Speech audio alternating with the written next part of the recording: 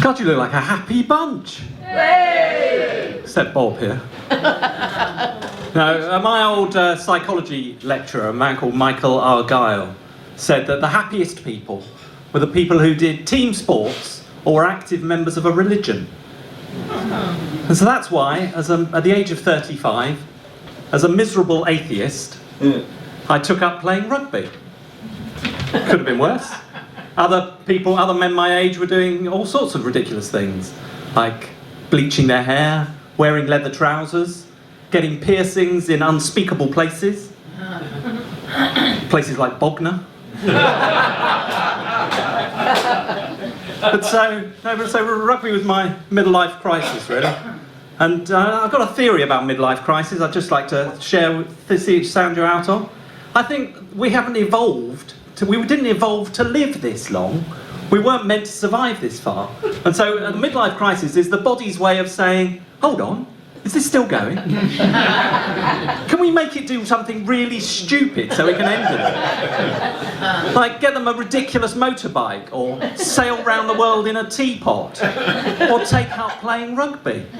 So that's how I ended up on a Tuesday evening in going to my local rugby club. There was no one else there, it was dark, and there was just one other person there, little teenager, a bit monosyllabic.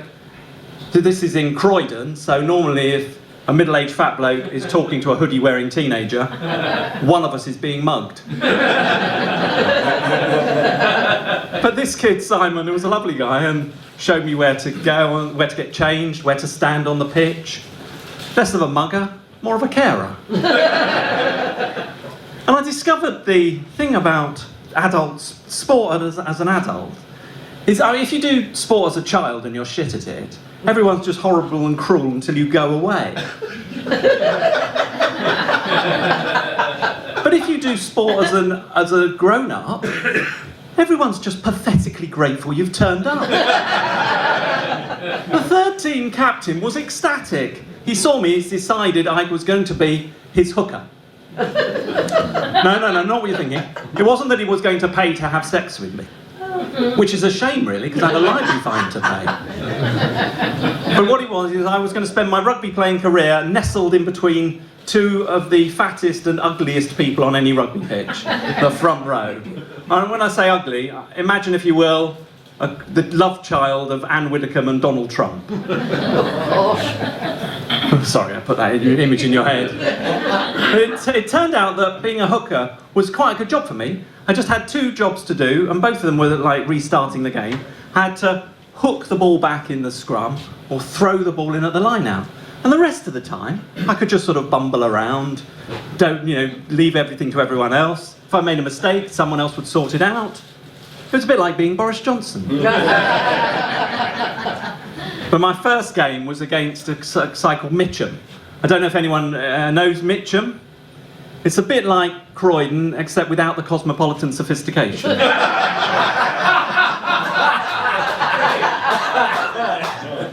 Now, Mitcham has just rebranded their club. They've become Mitcham and Carshalton. And Carshalton Beaches is a lovely little suburb with mock Tudor cottages and grass verges. Doctors and lawyers live there. Whereas when you go and play at Mitcham, it's on a recreation ground, a public recreation ground, and normally, in the middle of the pitch, you'll find a burnt-out car. But that wasn't what worried me when I was playing Mitcham. The problem was I didn't really know any of the rules of the game. Or laws, as the rugby pedants will always tell you. They're called laws, not rules. I don't know why. I looked up what was the difference between a law and a rule. Turns out a law is just written by lawyers, and so it's more expensive. It turns out there's a law about not handling the ball on the ground. I didn't know that. I found out when I was playing Mitcham. I was lying on a heap of bodies, and I could see the ball quite near me, and I knew my team were sort of behind me, so I thought if I just sort of push it back towards them, that would be a good idea. Big mistake. The next thing I heard was a Mitcham player shouting, "Stamp on his fucking hand!"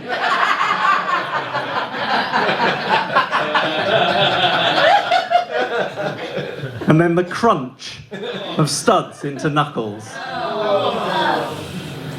It wasn't so much a law or a rule, it was a South London commandment. But I had a fab time playing rugby for 15 years after that, and it was lovely. And I wrote about the experience in a book called My Life as a Hooker. We had to change the title with the second edition because it was sending people who Google search for it down into some very dark places. Marriages were broken up, but on the plus side, a Thai prostitute was nominated for the Booker Prize.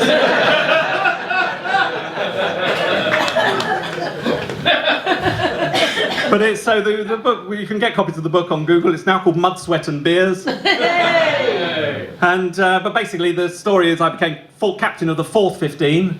We were the 3rd worst side in Surrey. And after a few years of captaincy, we rose to the dizzy heights of, spoiler alert here, the 4th worst side in Surrey. But it made me very happy, and you guys have made me very happy this evening. Thank you very much.